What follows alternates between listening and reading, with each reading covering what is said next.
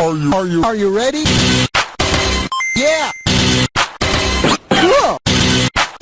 Are you ready? Awesome. Whoa! G'day, Aussie gamers. This is the Aussie Gamers Express video game podcast. The podcast that brings you news, reviews, and video game-themed fun. Get yourselves set. It's time to hand you over to your hosts, Lucas and Aaron, to display a complete disregard for political correctness. Hello everyone, I am Lucas, or also known as LewkOne, and this is episode 109. Today is Monday the 11th of January 2016. This marks the first episode of the year. Welcome back everybody. Also with me is Aaron. Welcome back to the show, mate. Oh, I was waiting for Aaron to come in. Hi guys, how are you? More affectionately to friends and family known as Red, so you all shall call me Red. Oh, Red, welcome back for 2016. It is you too, brother. You too. Thank you very much. And let's see if we can remember how to get all the show parts together after our hiatus. But anyway, before we start, here's this week's show in preview. A couple of changes up in the names of things that we're doing, but here they are. First up, we'll have video game discussion, commonly known as Game Talk. Then we'll do video game news, and in this week's news, we're going to have Scalebound goes into hibernation, the price of virtual reality, Lesson 1 on how to piss off the internet by Sony, Blind Gamer beats Zelda, Rumoured release dates, and Far Cry Primal PC Requirements. After that, we'll do What's That Sound? Then Red Shout, and we'll close the show for another week, and our first week of 2016. So without further ado, let's go into video game discussion. Do you want to go first, Red? How long have you got? Plenty of time. I'm sure there's plenty of games that you've played over the break, so go ahead. All right, so something that I've fallen back in love with, well, not that I ever fell out of love with it, but I'm just enjoying it a lot lately, is Rocket League. Andrew Roy Boy, we have been playing a lot of Rocket League. He's been trying to get his platinum to pop. Remember, we had to play 165 games to collect everything? Yeah. Well, everything they've now added, it's up around 210 now, so... Oh, is that so? All the new additives are included in the platinum, are they? Yeah, because we're looking at the net.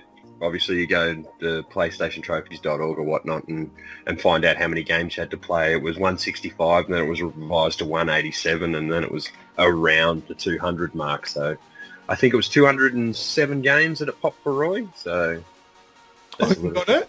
Yeah, he got it. Yeah, he got it. Good on him. So, yeah, actually... I'm getting better, I think. You know, I was always quite competent. Yeah, you're good.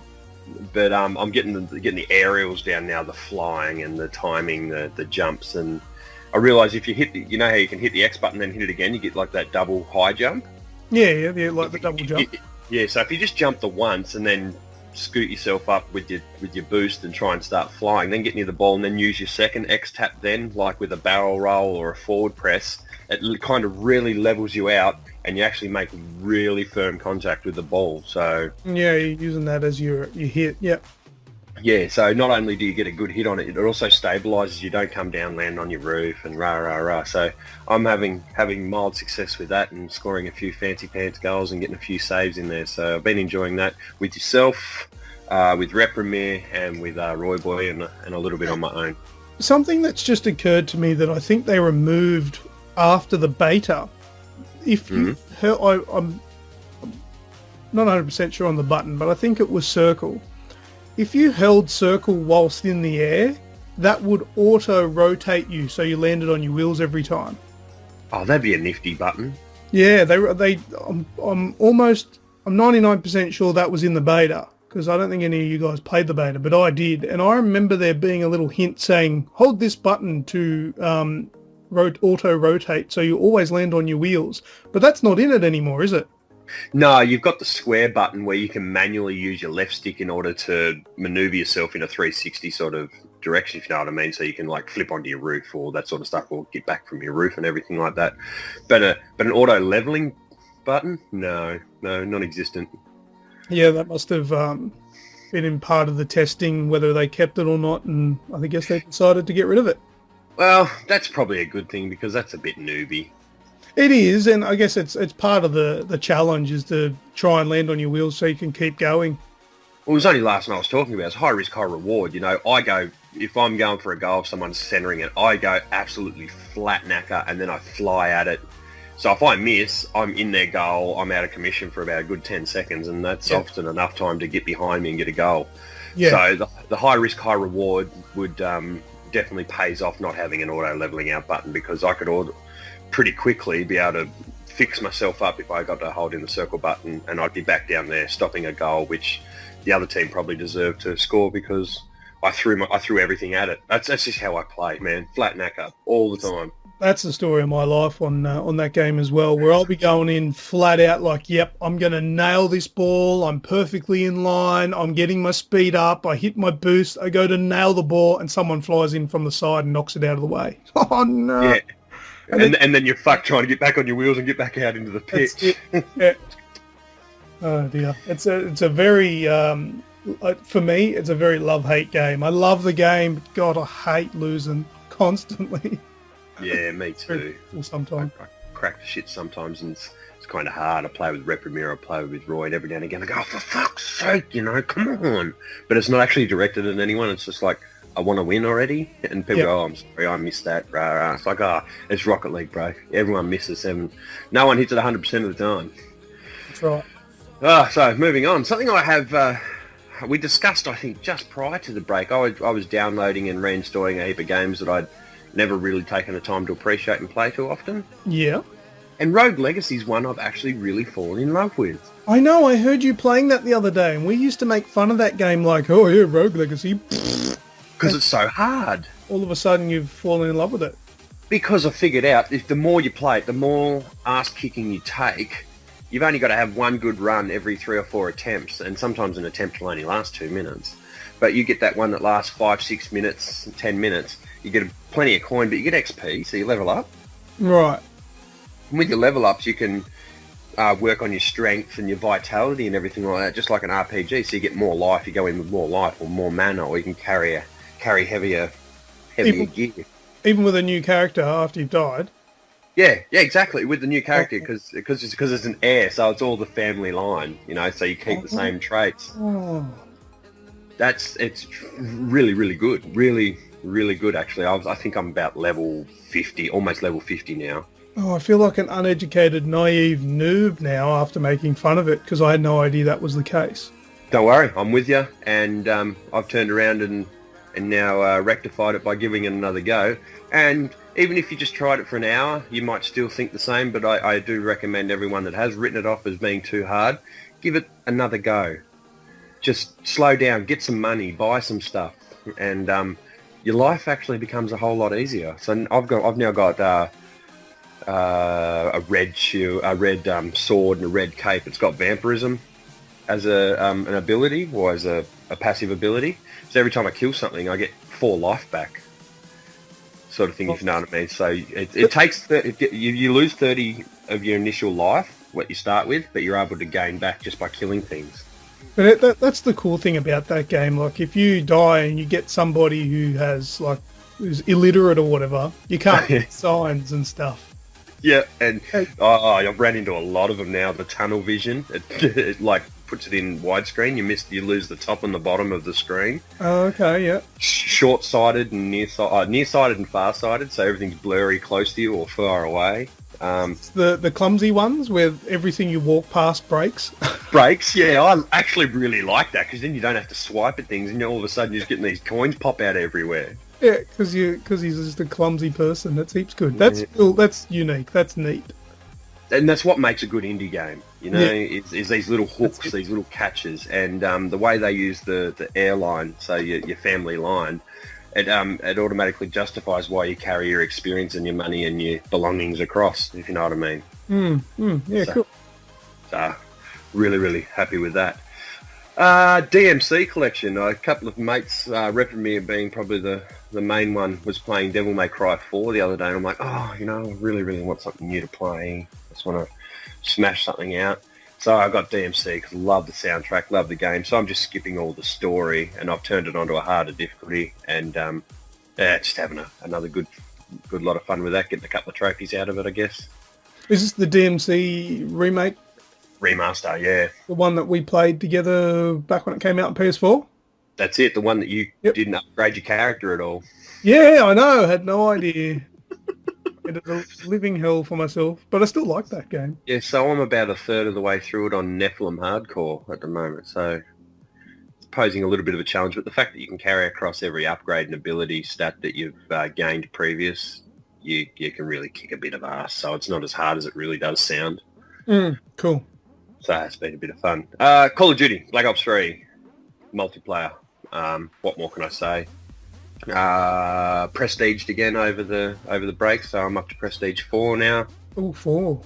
Yeah, so I'm not clearly not advancing as quick as I did on Advanced Warfare, no pun. Or Light Ops 2. I still get a bit of enjoyment out of that. I think I'm highly anticipating the DLC drop next month, but there's so much coming out that I don't know if I actually want to spend the money on another map pack. Before Black Ops 3 came out, I was so sure that I was going to get the map packs, but now it's I don't know if I will. Do you know what one of the determining factors for me to now question it? What's that? Is I didn't get a whole lot of enjoyment, and it's probably because I'm a noob. Don't get me wrong. It's not that it wasn't any good. I didn't get a whole lot of enjoyment out of the zombie map. No, I don't like it too much either. For me, it got too hard too quick, and it's fucking hard, isn't it? Oh man, when those bees or whatever they were wasps or something come out, those things are impossible. Yeah, so stammer. I probably still will, but yeah, you will. Oh well, dude, I tell you what, I started last night again. What's it called? Dying Light. Oh, right, yep. Played Dying Light for about 6 or 7 hours with Pierce and Reprimir last night because Weeksy wants to go through and try and get his platinum, so we'll go through and do it again with him also because it's so convenient with the drop-in, drop-out. But for $44, I'd prefer to get the season pass for Dying Light with the following that's coming. Is it next? Yeah, it's next month. Yeah, very soon. Yeah, I've got it next month. Yeah, I'm primed for that. I've already got the season pass for that, so I'm keen. Because I watched a press video from PlayStation Access. They went over and had a talk with the Techland guys. And if you play just story, no side quests, the following adds an additional 10 hours of campaign. Yeah, wow.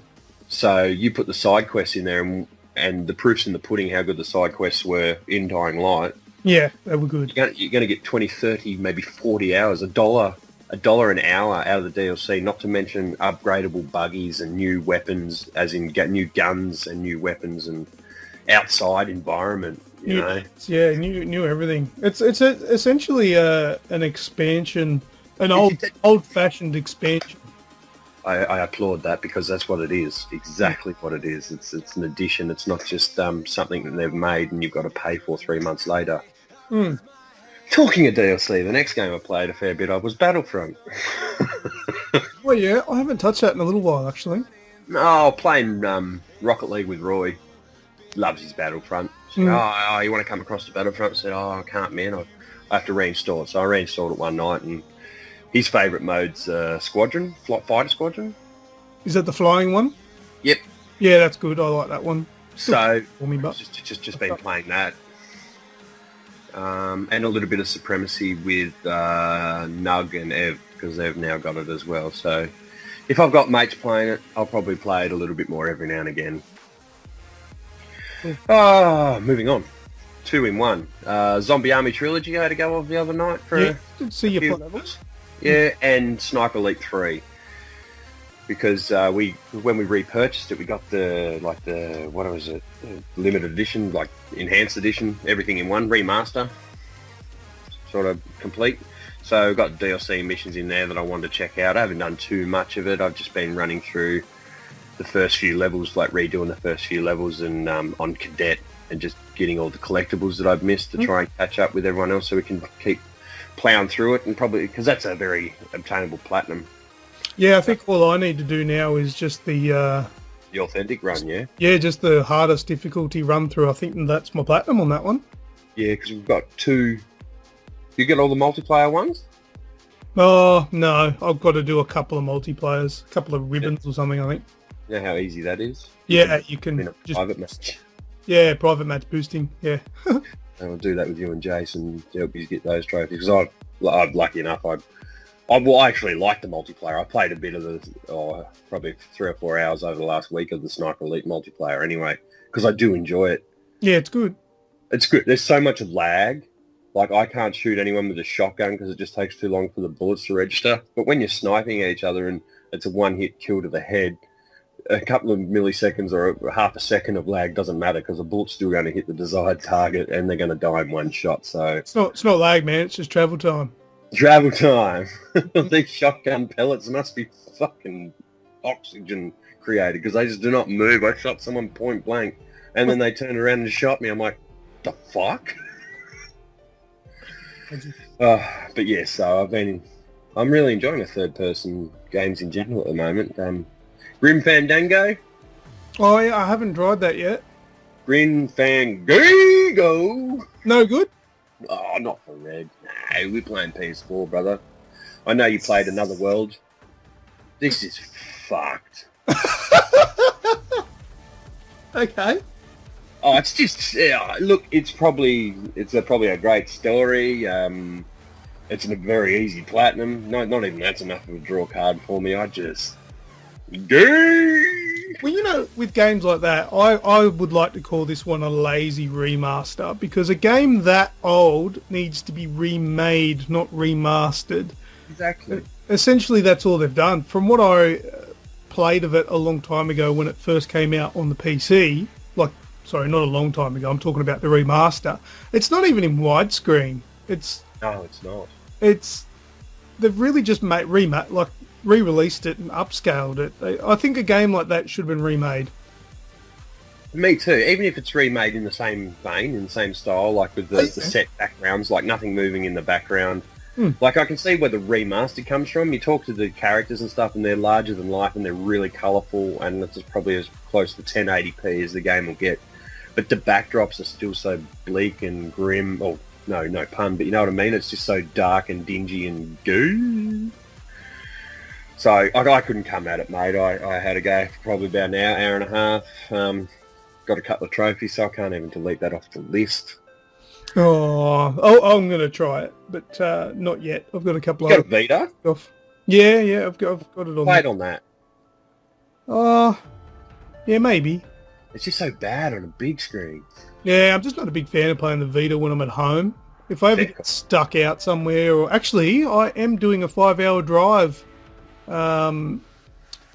later. Actually, this next week. Actually, the day that this comes out. So on the 17th, I'll be. So what you're actually doing is you're doing a 5-hour session of Rogue Legacy and Grand Fandango. Yeah, someone else. yeah. I'll make the missus drive, and I'll. You put Rogue Legacy on your Vita then. That'll give you the perfect opportunity because you can't run away from it. Yeah, done. We'll do those on there. Talking PS Plus titles, Hardware Rivals. Man.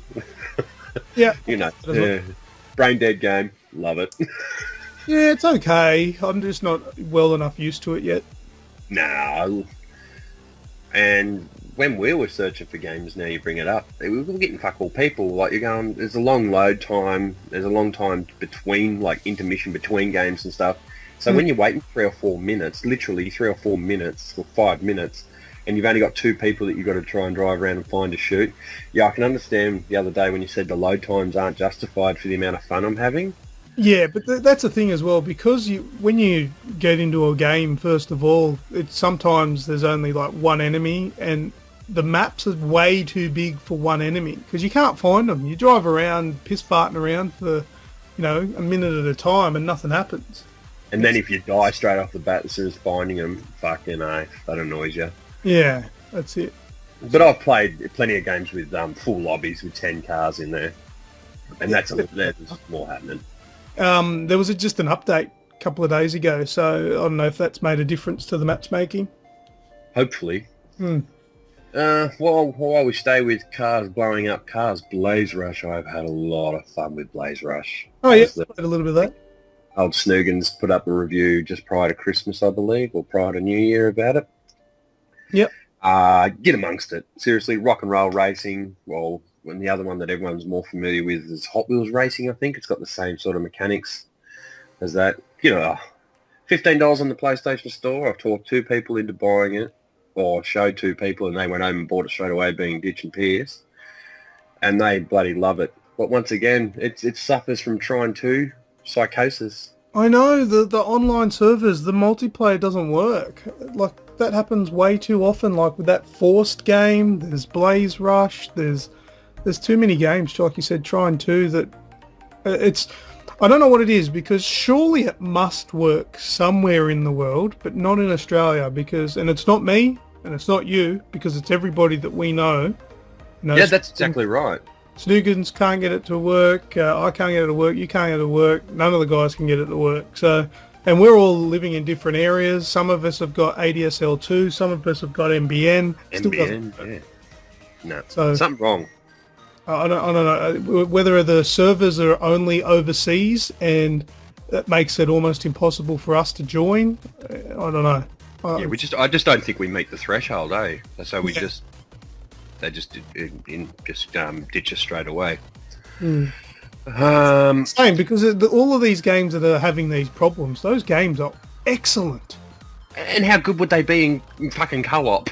They would be bloody Forced. Amazing. But, Force, I so desperately want to play that, but I can't, because it doesn't work. September. Oh, yes, in September you'll be here. We'll couch co-op it. Done. Yep. Put it in your calendar, September. Forced and everything else. Yeah.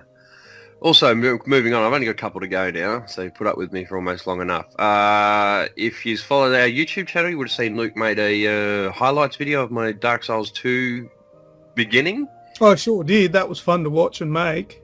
I've probably put another probably 12, 15 hours into it. I tend to play these games on my own when you're at work and stuff like that. Yeah.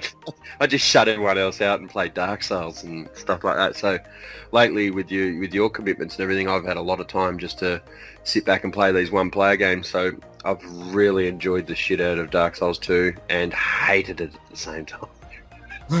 It's so fucking hard. No. I don't hate it. I just hate dying, I think. But the game itself is it's a masterpiece, an absolute masterpiece. Considering how much hard drive space it takes up, it's brilliant.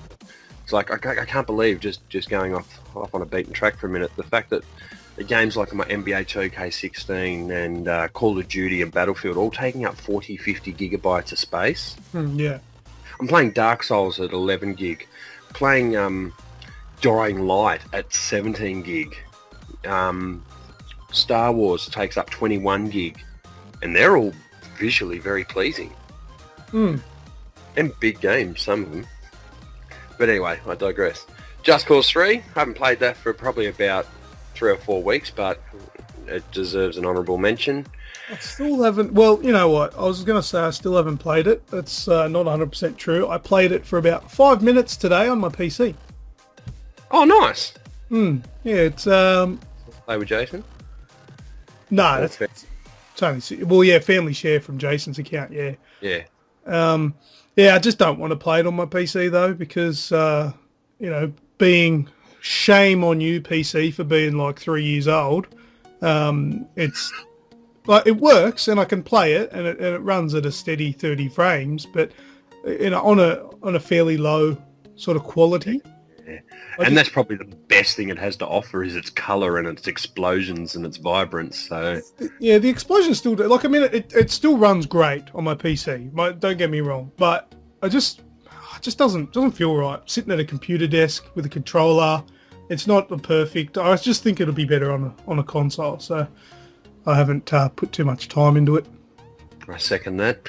I've reached the point in Fallout 4 where I have to make a decision, and because I'm so torn about what decision to make, I go, fuck you, and I leave, and I just go and wander around the wasteland. So I'm level 48 in Fallout 4 now. I've explored about 80% of the map, I reckon, 85% of the map, and just doing what I do in Fallout. You know, it's taken a back seat here while I played a few other games and everything like that, but there's no shame that I'm always going back to it. I'm always playing it. I tell you what, it's hard to get my hands on it at the moment because my son's playing it. Yeah, right. Xavier's up to his nuts. Guts on that one. I have still finished it. And last but not least, you've been waiting for it. Bring it on, boy. The Last of Us. Woo! Did you finish it? No. Oh, Jesus Christ, Red. You go to my save file. It says 97% complete. And you know what? I think I've just figured out I don't like it. What? No, just joke. No, I'm 97% complete in The Last of Us, and I will finish it when I have you in a chat party. So where are you up to? Just outside the hospital. I've just killed 2 big bloaters in a tunnel. Oh, yep. So you got to go jump over the container. Yep. Go through the water. Done. Ellie can't swim. Correct. Done that too. She comes out. You start trying to revive her. That's where I'm at. Okay. Beautiful. You are probably, depending on how much difficulty you have playing that, you are probably, well, from that point on, I reckon you would be finished the game in about 20 minutes. Yep. That's depending, you're on hard difficulty now? Yeah, well, I'll tell you what, we've done probably a third of the game on survival, and then went back to hard, and it feels a lot easier. And I don't know whether that's because it dishes you out just a few more supplies here or there. Oh, yeah. So you can use your bombs, you can use a Molotov, you're not restricted as much, I don't feel. That's the difference in the difficulty settings, what I've noticed, because you know me, I've played it just about on every difficulty setting known to the game, and multiple times. The difference between the difficulties nothing changes except for the amount of stuff that you get. Yeah, and your listening mode. You'll lose listening mode from Survivor on. But, yeah, as for the amount of hits that an enemy will take to go down, or the amount of health you've got and things like that, it's all the same. You will take more damage when you're shot in the harder settings. But as for the rest of the game, is all identical except for the amount of stuff that you find. So you won't find as many parts, you won't find as many pills, and you won't find as many resources like your alcohol and your cloth. And so they're like very scarce the harder you go up. But as for actual gameplay, it's fairly similar. But the dynamic changes though, because you've got a lot more gear. Yeah. You've got a few more avenues of execution, if you will. Like, it's like, I know I can use my gun because they're going to drop bullets pretty regularly for me. Because I went through the first 25% of the game treating my gun like it was the goose that laid the golden egg. I never touched it, never went anywhere near it unless I was dying over and over and over again. Yeah, you got to use it. And had to use it. It's the kind of the game where the more you use it, the more you will get resources to replenish. Yeah. Smart game. Great game, actually. Yeah. In all honesty, I've enjoyed every moment of it. So I'm going to finish that off soon, and I should make mention that we've been playing some multiplayer against level 3,744 guys. I know! They're crazy. Yeah, so while you were playing through The Last of Us again, I went and did a survival run through again, Survivor Plus, and I only have one playthrough of the factions to go, so the last multiplayer trophy is all I need, and I get another platinum for the PS4 version. So I've got the PS3 version platinum already, one more trophy to go. So 1.5 platinums. Yeah. Nah, but what a game. What commitment though. I played it, basically played through it once, and if I wanted to platinum it, it'd take at least another 3 playthroughs plus cleanup. It would take. You would have to play it again on Survivor, again on Survivor Plus, and then you can do level select to clean everything up. But I'd have to play New Game Plus on hard in order to get the trophy for upgrading everything, because I've already pretty much got all that 3/4 of the way. Yeah. See, that's the thing. See, what I did to get the platinum, because I always knew I was eventually going to get the platinum on the remastered edition. So what I did, my first playthrough of The Last of Us was on easy. Yep. Because that way you get a shit ton of supplies. I upgraded everything, all my weapons and all my, upgrading Joel, all these abilities, in the one playthrough. And then I went straight to Survivor. Well, that's not true. I went to Brutal, which was the new one. And I got about 50% through the game, I think. It was up to the sniper area. And Brutal just proved a bit too much for me. So I just bumped it down to Survivor. But I'll try Brutal again one day. Fuck that. That's commitment, man. Yep. That's YouTube video quality. Yeah, I'll stream it probably. So that's been my big 2 or 3 weeks. I'm sure I've missed a couple of things out, and you're going to say something like, "Oh yeah, me too," or something like that. But there's a highlight, a blow-by-blow highlight of my last 3 weeks. And welcome back, and Happy New Year to everybody. Wonderful, good job, man. All right, well, you've covered some of my stuff, so we won't have to go through them again. But I'll start off with Titan Souls. I picked up Titan Souls while it was on sale. Now that essentially, like, the name is brilliant for it. Souls, it's like Dark Souls, but a top-down sort of Zelda-looking game that's pixelated. And Titan, well, it's basically you're fighting like, what's that game called on the PS2? Where, it's like, there's like Ico and this game. What was it called? Can't think now. But anyway, you're just one person. There's no enemies in the game except for bosses, the Titans. And you've got one arrow for your bow and arrow, and that is it. Nothing. Really? So what you can do, you can shoot your one arrow, and then you can press a button to draw it back, like using the Force. And the bosses, the Titans, they would generally, once you get their defenses away, they only take one hit and they're dead. You just got to hit them in the right spot. But it's really hard, and the pace is really quick on some of them. So some of them I've actually fluked and killed them first go in the first like 5 seconds. And some of them it's taken me numerous times over and over and over and over again until you work out how to kill them. And then you've just got to get your arrow in the right spot.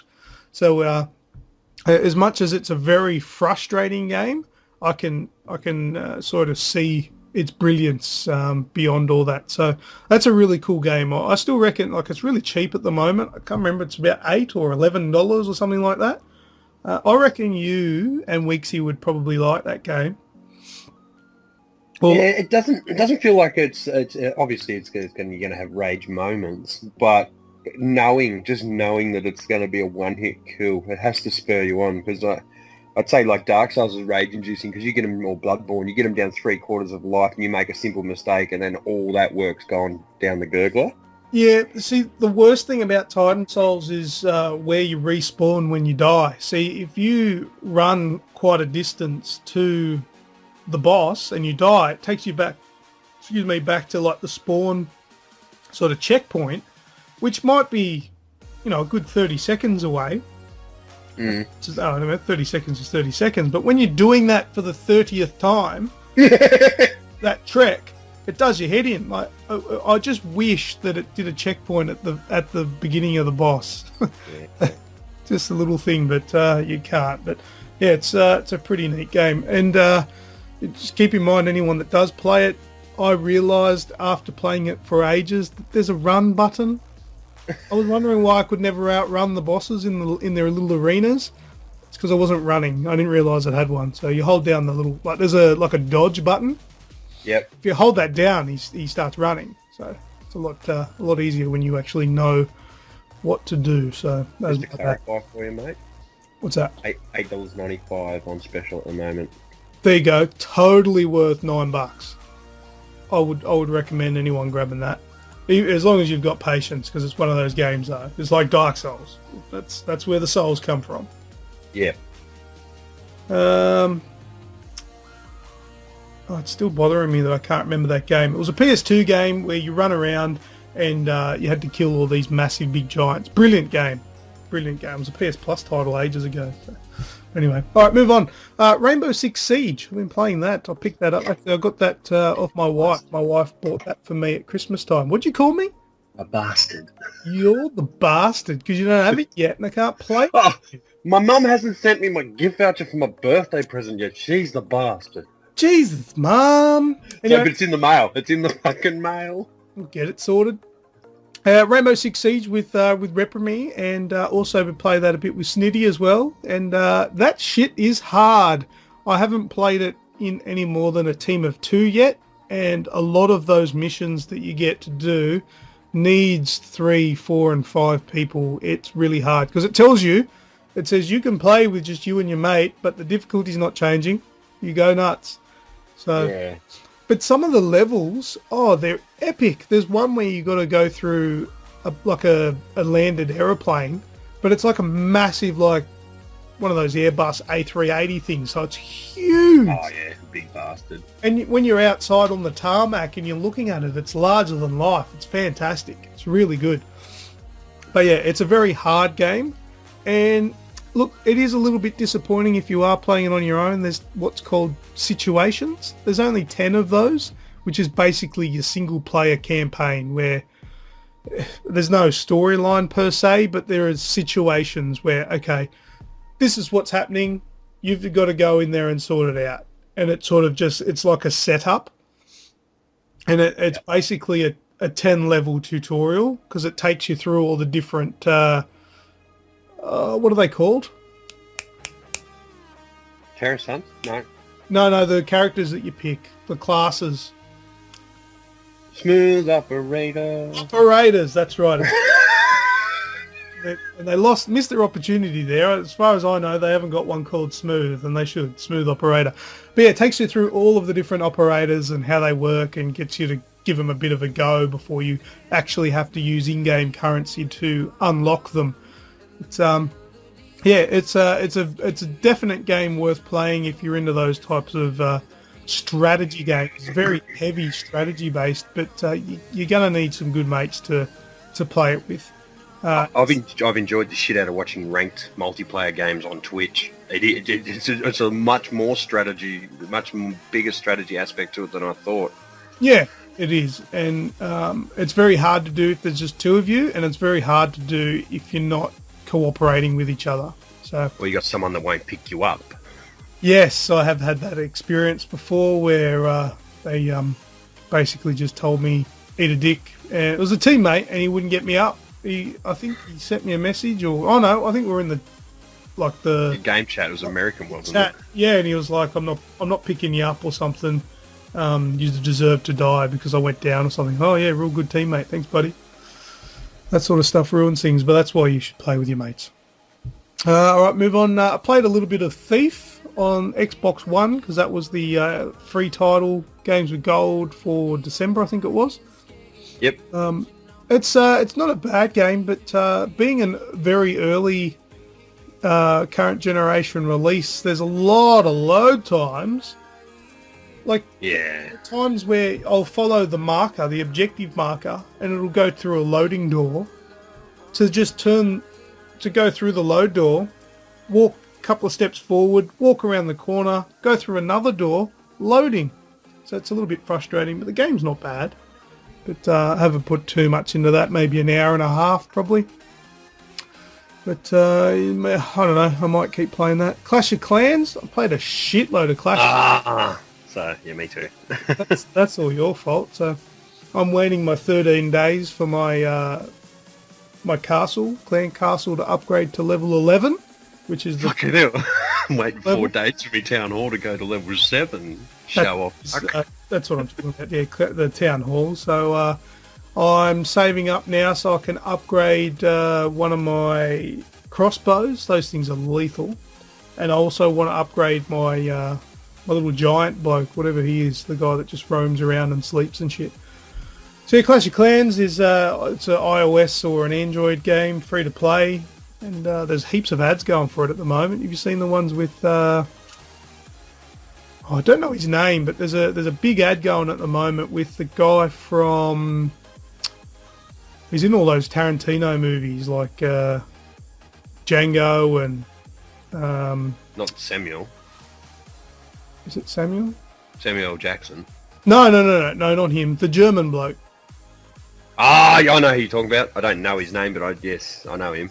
Yeah, there's a big ad campaign going at the moment with him and telling a story about one of the lava hounds, lava pup and stuff like that. So they're putting a lot of, obviously people spend a lot of money on these free-to-play games. But the good thing about this game is you can still get a lot done without spending any real money. It dishes out plenty of premium currency. It does. And yeah, you can have a lot of fun with it. I enjoy it. There's an Aussie Gamers Express, AG Express. Search for that if you play Clash of Clans and join our clan, AG Express. Moving on, what have I got next? Trine 3. Been playing a fair bit of that. It's a nice, colourful game. You know what the thing is? I was impressed with. They've gone from a 2D game, 2D side-scrolling platformer, to a 3D game. Completely changed the whole thing. Still feels like Trine. Yeah. Do you know where I think the most of the work's been put into it? Well, Character animation. yeah, it goes good. That was impressive. It was very impressive, like when they talk, their mouth moves, and it's not just like a Japanese manga. It actually moves pretty much with what they're saying. Yeah. They have facial expressions, and they look kind of... It adds a realism to these characters that you've got to know along the trilogy of games.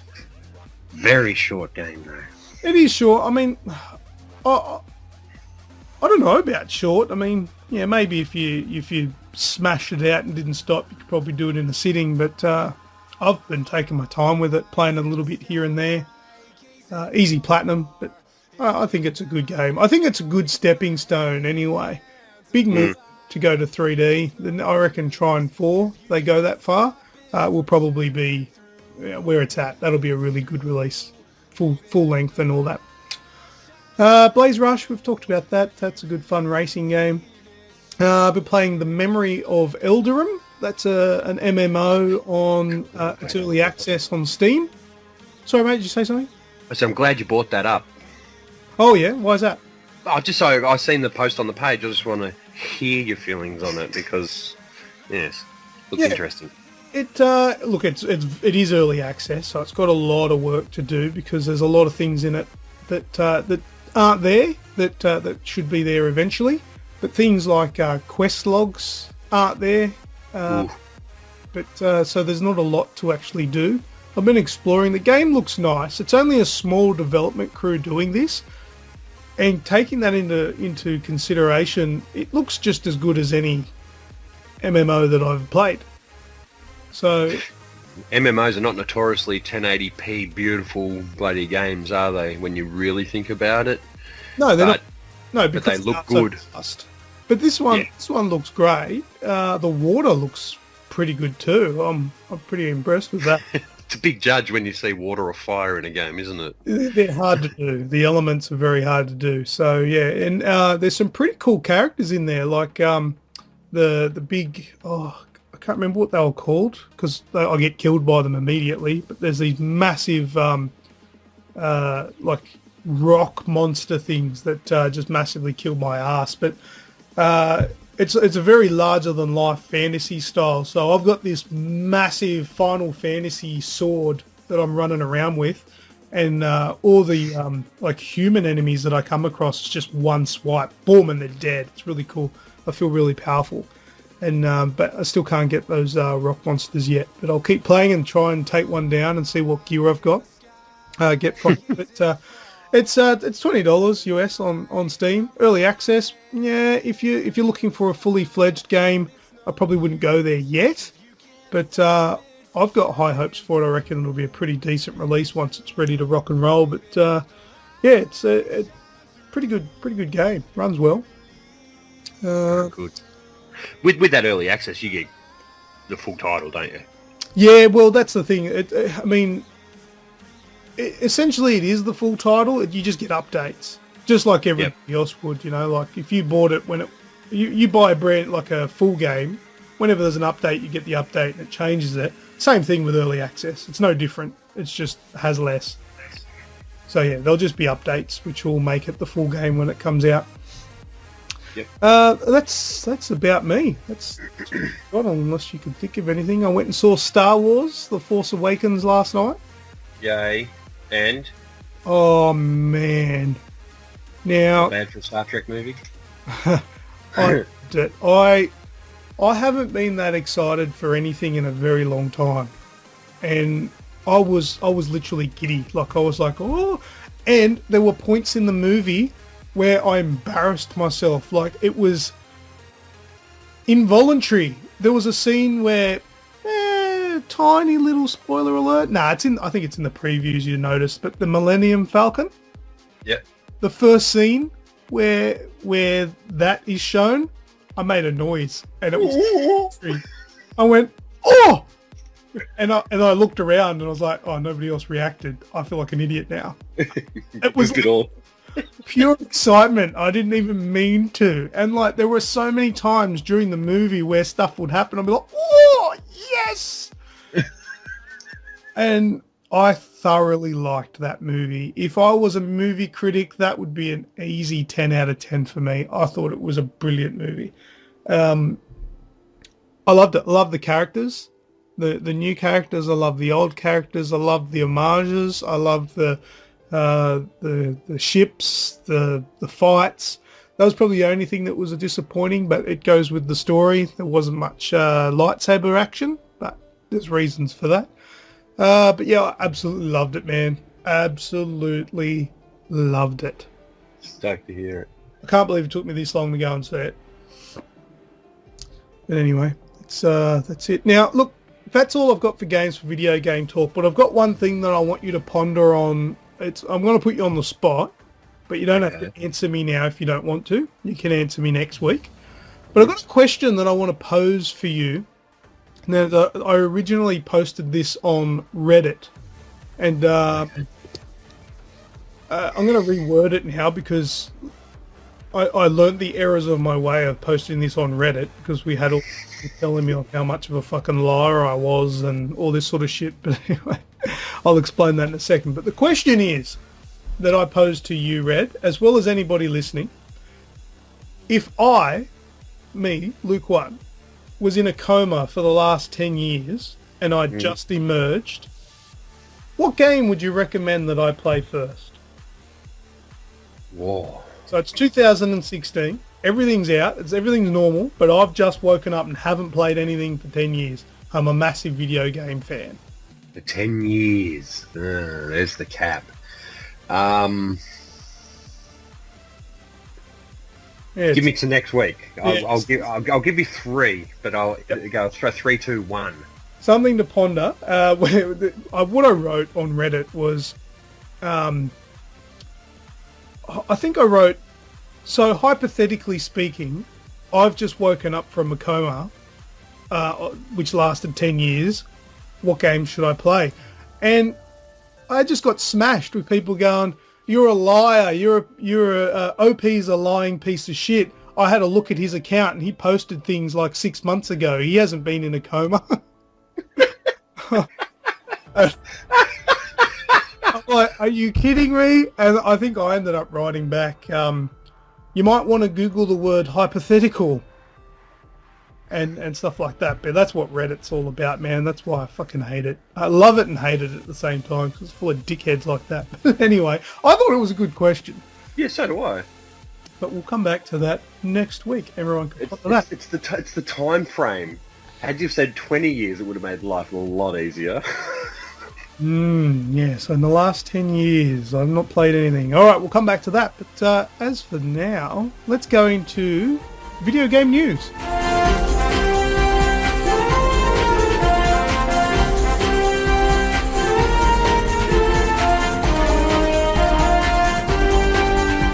Alright, first up in news, our first news for 2016, I've got Scalebound goes back into hibernation for another year.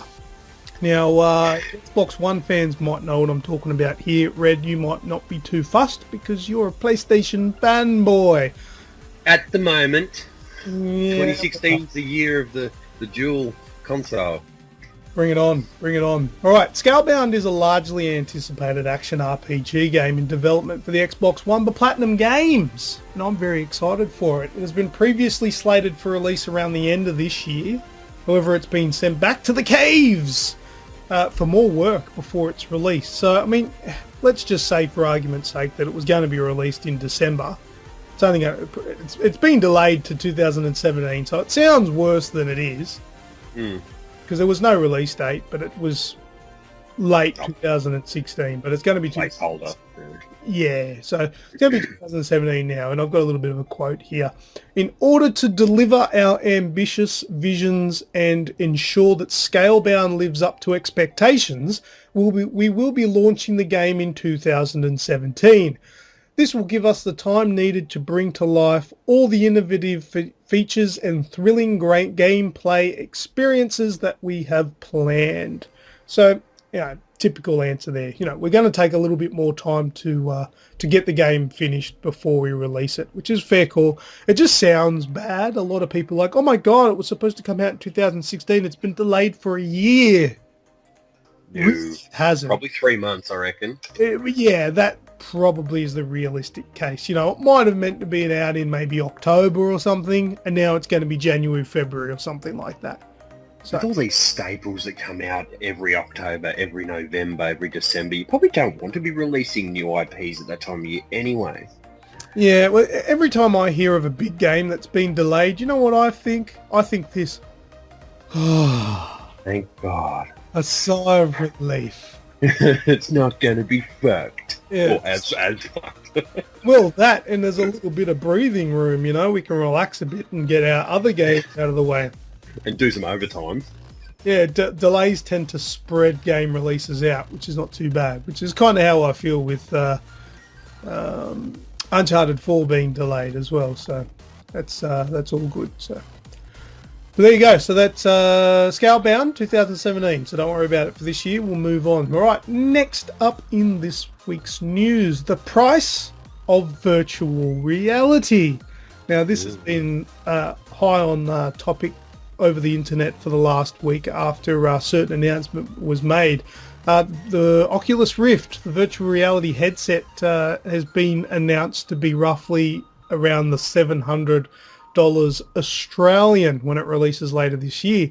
Now that's big bickies, man. Oh yeah. Big bickies. So on top of having a $700 purchase, let's just say for me, I've got a decent PC, but my video card's a little bit outdated. I probably need to spend $700 to $1,000 extra on a new graphics card as well to get Oculus Rift working properly. So for me personally, I'm probably looking at $1,500. If I may, Go ahead. I'd done some research because I got what you specifically need for the Oculus Rift. Only the 3 pieces of equipment other than your cooling and your case and your computer and your monitor.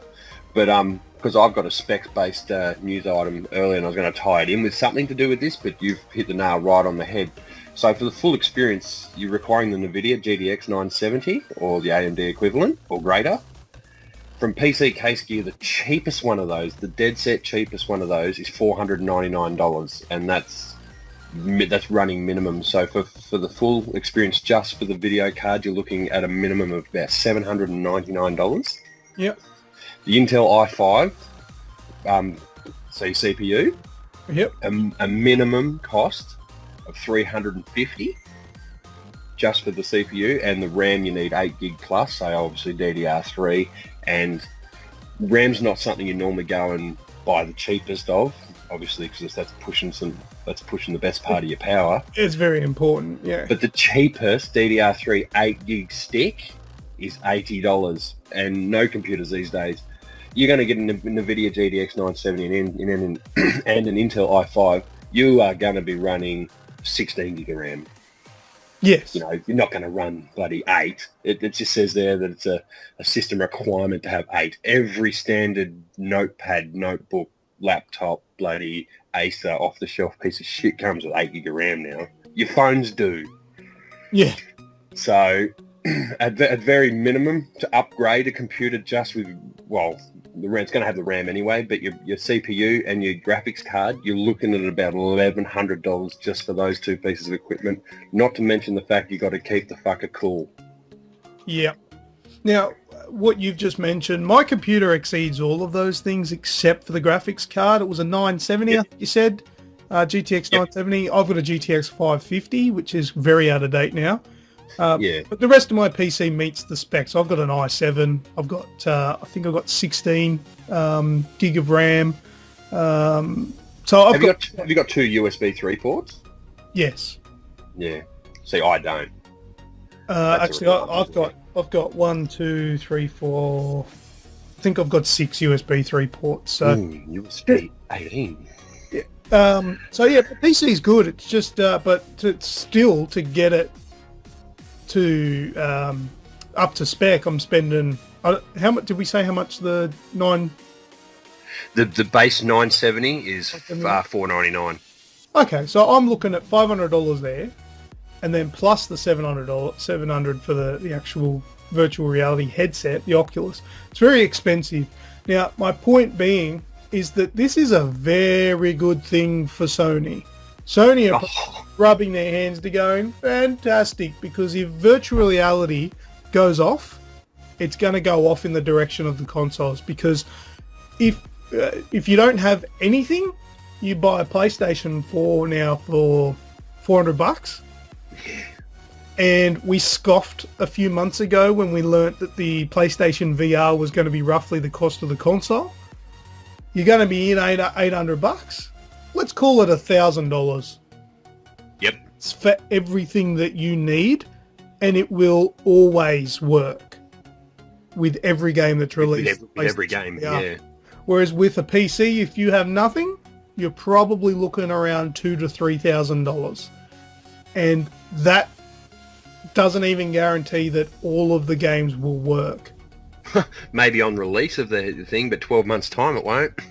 That's the thing, yeah. So, and, maybe you'll be running it at low specs, whereas you can be guaranteed with the PlayStation VR, you're always going to be playing every game at its peak because it's optimized, and that's how it's built, and it's going to be less than half the price from get-go. That's your total outlay. So, $1,000 versus $2,000 to $3,000. So, yeah, I think Sony are loving it. They're like, wow, this is great for them. Good on them. But anyway, that's virtual reality. More information as it comes because it's still early days at the moment. All right, move on to my next and last news item. Lesson 1 on how to piss off the internet. Sony is in the spotlight again for all the wrong reasons. But they've taken us through some steps on how to make Let's Players, the YouTube and gaming community a little bit annoyed.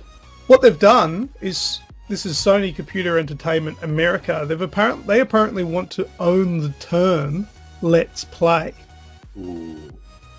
So, Red, tell me what a Let's Play is. What does that mean? If I said Let's Play, what is that?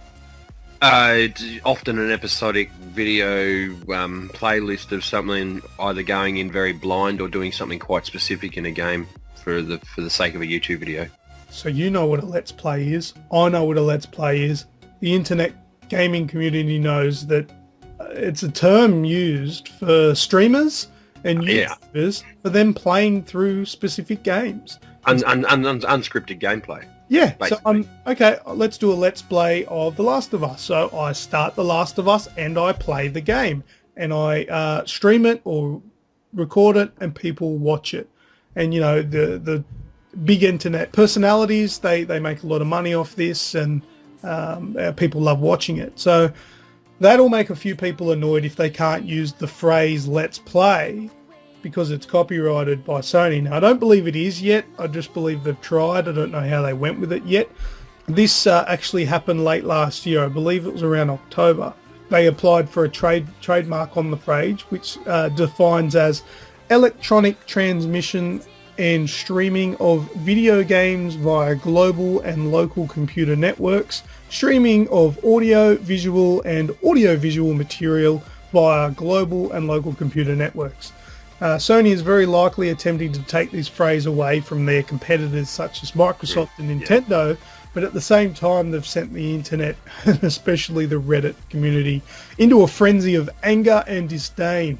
We'll keep a close eye on this one and see what actually happens with it and update in the future show if we've got more information there. But, I mean, we'll just coin another phrase. They're basically being the fat kid in the sandpit. Yeah, it has all the money and... Yeah, all the lollipops, exactly. I don't like it. I don't like it at all. But anyway, we'll confirm where that ends up later on. Well, that's it for Red. Give us your news, buddy. Roddy, I've got something a little bit that's heartwarming. I found it. I found it very heartwarming, and I don't have a heart, so there's this guy. His name is Terry Garrett, and he goes by the name of Mega T Garrett on YouTube. Yep. And he's blind. Right. And he commenced playing Legend of Zelda: Ocarina of Time, May 8th, 2011. Yeah. And he's documented it all on YouTube. I've watched a couple of episodes of his YouTube video. So basically, he sits there. He's got an emulated Super Nintendo, so it's got like quick save and quick load. Yeah. He's got a stereo left and right speaker sitting right in front of him. He's got his control, and he works it all out via sound. So a lot of it's trial and error. He'll walk into a room and he can tell if he's against the wall or if he's against the door because he'll swipe and hit the wall. The wall makes a ting where the wall makes a dong.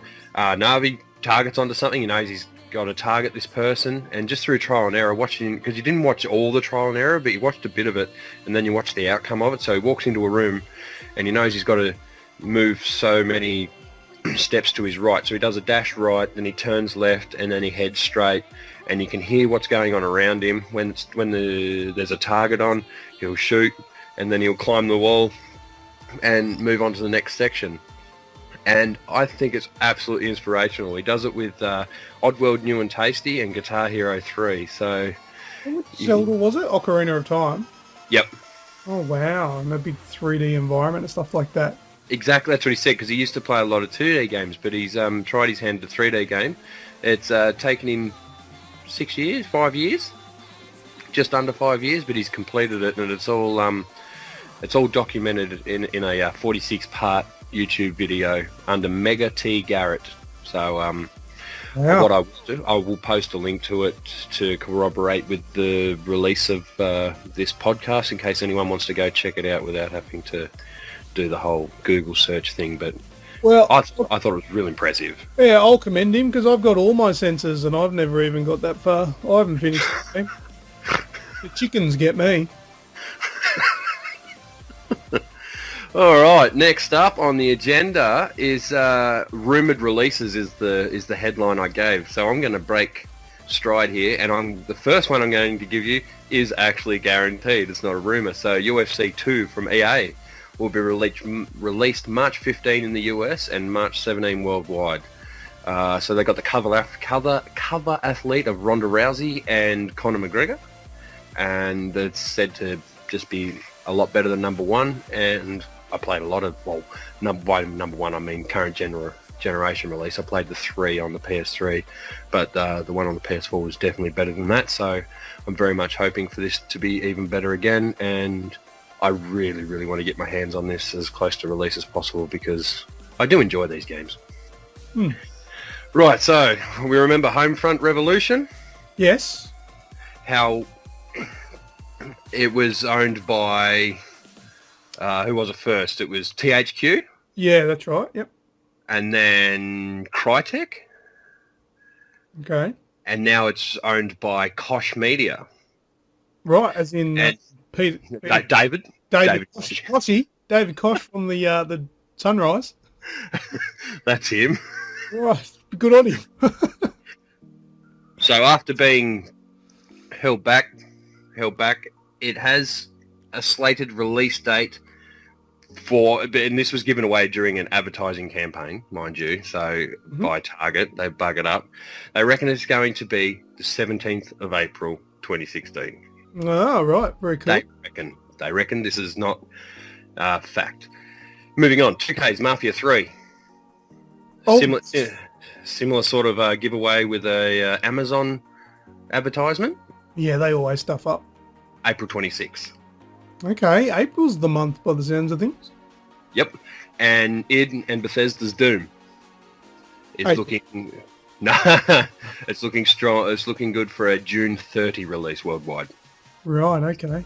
So, pencil them down. You know what, a big game that I'm really looking forward to, just for an announcement, is Mass Effect Andromeda. Andromeda. Wait to hear more about that. They've been real tight-lipped about that. Should be this year. It's apparently this year, yeah, so I'm excited for that. That'll be cool. Nice one. All right. Next.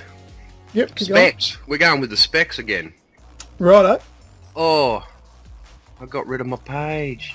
Hang on. Oh, spaghetti-o. Rightio, so Ubisoft have come out and released minimum and recommended specs for Far Cry Primal for the PC. So we're going to need at least 20 gig and a 64-bit operating system that runs Windows 7 or later. If you don't have one of those, your computer's way too old to be doing anything. So here's our minimum. We've got the Intel i3 550 for the processor, 4 gig of RAM and a video. Hey? That's low. Yeah, exactly. And the GeForce 460 1 gig video RAM. So your shit's all over that, correct? Yeah. So this is going to sound a little bit more up your alley. So the recommended specs is the Intel i7 2600. Yep, that's what I got. 8 gig of RAM. And the NVIDIA GeForce GTX 780. Okay, I don't have that. No, but they do go on down here to say an extra bonus. Ubisoft provide a list of supported video cards at release, and the GTX 500 comes under there. So you got the 460, the 500, 600, 700, 900, and the Titan series. So mine's a 550. Is that good, you reckon? Yes, yeah, definitely. It'll be good. Well, it'll work. It'll probably just be in like medium settings or whatever. Yeah. I generally don't have any dramas at 1080p and your 30 frames. Yeah. Well, as you said earlier, you're not going to sit at your computer and play something like Primal anyway, eh? No, that'll be a PS4 game for me. And you live in the lucky world of dual console. That's right. There's not much that you can't... I'll sit here and I'll play on the PS4, and if I had the luxury of a rig, I'd turn around and go, all right, well, I'll just play it on the PC because I don't have a Xbox at the moment, but I've got my computer fucking overheats playing Tetris. Yeah. And just a special mention for the news. It's not really news, but it's something that people might be interested in. This week's Humble Bundle. Oh yeah. It's all Tom Clancy, and so you got your Rainbow Six, your Ghost Recons, and your Early Sixes, your Las Vegas. There's a couple of Splinter Cells and everything like that. You go over the $10, you get the Blacklist and Ghost Recon, the newer one as well. But there's also the Division Beta access. Is why I thought it needed a mention. I know we're all right, but if you get the Humble Bundle this week, you will get access to the Division Beta PC. Nice. Very cool. Hey, that's a new thing with the Humble Bundle. I didn't notice that. You can subscribe for $12 a month, and they'll just send you games to your inbox every month. You just get everything. Oh, well, your post $10 one. I guess. How good's that? That sounds pretty cool. Because I'd like those Splinter Cell games. Not Splinter Cell, sorry, Tom Clancy games. The original Rainbow Six, I remember that. You used to plot your course on a polygonal bloody map. I don't know if I played them. Yeah, cool. All right, so check out Humble Bundle this month. Yeah, I thought that needed a special mention. It popped up in one of my news feeds here this morning, and I thought, I'll add that to the news because I had everything ready to go yesterday, actually. Awesome. So that's the news. That's the news for 2016, episode 109. Let's go into What's That Sound, dude? Welcome back, fuckers. Gentlemen, start your engine.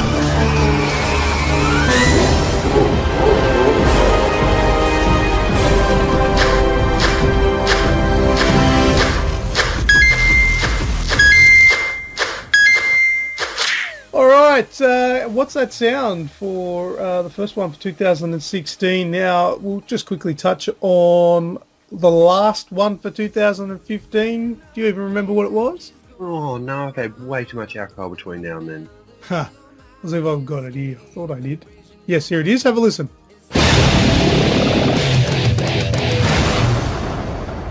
Yes, I hear that quite frequently, yet I still couldn't guess it. You still couldn't guess. No, you didn't get it. It was the Call of Duty Modern Warfare multiplayer leveling up sound. There you go. That was last year. So now this one this year. Now this one's not going to be terribly easy. Well, depends on how old you are. Rusky. Rusky might get this one. I'm thinking maybe Roy Boy. He might get this one as well. He's about my age and that way inclined. But have a listen. Gemini Module Alpha Humana on approach to Space Station Mercury. Oh, wow. Do you know what that's from? No, I don't. Yeah, this is one of those things that if you've got no idea, you're never going to work it out. Yeah, well, you gave there's big clues there. Obviously, the game's probably from the 80s. Early 90s. But no idea for me. All right, have a listen one more time. Gemini Module Alpha Humana on approach to Space Station Mercury. You can see everybody hitting the Google, typing in what they think that was said during that. But there you go. Well, that's the sound for this year, and that's going to start off with a tricky one, I think. So they'll probably fluctuate, go up and down with difficulty through the year, but we've got prizes on the line. So if you think you know what that sound is, send us a private message to the Facebook page, Aussie Gamers Express on Facebook, and tell me what you think that sound is, where it comes from, and if you are correct, you may be the owner of a brand new spanking free game. So there you go. You got no idea, Red? Alpha Humana on approach to Space Station Mercury. Yeah, that's most of it. I just Googled it. Did you? Yeah. So you know what it is? No. You... All right, let's move on. Red, give us your shout, brother. Oh, that's right. That's that time again. All right, so a special mention. Look, I wish I could run off every single name that we got a like, comment, or post on the page for over the last 3 weeks, but I don't. So I got three quick special mentions for page interaction, being Ross Mark, Matt Turvey, Ashley Burnsy Burns. Come on, we got to knock these names off. They're quite they contribute a lot. But and we have another one, Repamere. Congratulations on your platinum trophies, I believe, over the break. One for Bloodborne. No, I've already given him a shout out for that. Fuck you on that one. He got Grim Fandango, didn't he? Yeah. 97.8% of the people that have installed that have got that, but still, congratulations. Rusky Big Muskie, forwarding on all our tweets, retweeting, liking, loving, entering competitions, heartfelt words for the new year and for Christmas Day. Really did appreciate it. And a special personal mention from me for Andrew Roy Boy for basically getting on there and hounding the shit out of me until I accepted your invitations and started playing some games with you. So I've thoroughly enjoyed my my break off playing games with some new friends, some old friends, and interacting with everyone the same. And a quick shout out from myself. Thank you to Luke for a nice time off over the Christmas period without too many obligations to put anything first before family, and I look forward to the 2016 calendar year with Aussie Gamers and all the people, and a bigger presence amongst all mediums that we try to deliver upon. Well said, Brett. Thank you very much. And well earned too, might say. But all right, well, I guess that's the end of the show. But I want to hear from you, Red. How was your break? Just in a nutshell, how'd you go? Anything exciting about? Yeah, 3 hangovers I don't want to talk about. Christmas, New Year, and my wedding anniversary. Oh yes, 12 months. 12 months, mate. Yeah, because they all fall within a fortnight, you see. So it is a very big time of year for me. My son got a PlayStation 4, Dad of the Year. For Christmas, so he's stoked with that. So at the moment, my game collection's gone from about 15 to about 3, physical anyway. So they're loving that. School holidays, the missus is away for just under a week, so I've got all the kids. So I'll hit them over the head with an empty Jim Beam bottle and play some games soon. But all in all, man, I had good food, I had good company. I have the likes of you and your family and weeks and everything, so I've got the very best of friends I could ever wish for, let alone deserve. So I got good high hopes for 2016. I'm going to try to look after my health a little bit more, and I'm going to try and bolster of Aussie Gamers. We are going to take over the world. Oh, lovely. Wow, that sounded a little bit like a New Year's resolution. Yeah, it was, man, because we amongst a lot of things, whether they be personal or professional, we've had a rocky few weeks amongst us health-wise and shit like that. So it seemed quite fitting to, put the positive feelings and the positive notions into something that really counts. So family, friends, and video games. That sounds pretty good to me. Well, yeah, in saying that, I don't get sick very often, but I'm crook as a dog at the moment. I don't know if that's come through too much in the recording and people listening, but yeah, I'm pumped up on drugs at the moment to get myself through this. I am sweating like a pig right now. If I look at my shirt, I generally, when I'm not sick, I don't sweat. Like, I get hot and a bit sweaty, but I don't drip sweat. Your body's rejecting the evil. Yeah, that's it. That's what I think it is. That's probably not a bad thing when I'm sweating, but yeah, I am actually like I'm wet. My t-shirt is actually when we finish recording, I'm gonna go straight into the shower. But yeah, I can tell that I'm sick because of the amount that I'm sweating. It's crazy, but that's how dedicated I am to the cause. Pump myself up with cotton. Get straight into the podcast to get it done for the first week back, episode 109. Fuck yeah, how good has it been? Yeah, so as soon as we press stop on the recording, I'm probably going to pass out. At least we got that far. Professional, first things first. But yeah, look, it was a good break. I had a good time, played many games, and yeah, hanging out with you guys and family. And I had one hangover. I did get a little bit drunk on the 32nd of December 2018. I didn't get a chance to enjoy New Year's Eve. It was actually on the 1st, but we changed the date because then it was the 32nd. It was still 2015, and we celebrated Happy New Day. So there you go. We all deserve one of those. Yes, but yeah, look, I look forward to playing a few more games throughout the week and getting back to episode 110 next week. That's it. Job done. Anything else you want to say, Red? Lovely. Wonderful. Thanks, guys. Thanks, everyone, for listening. I've been LewkOne. Cheers. I've been Red. This week's show has sadly come to an end. Be sure to search for Aussie Gamers Express on Facebook, YouTube, Twitch, iTunes, and just about every other social network known to man. If you have any snail mail you want to send us, shoot it over to P.O. Box 130, Cranebrook 2749. Catch you all next time on the Aussie Gamers Express Video Game Podcast.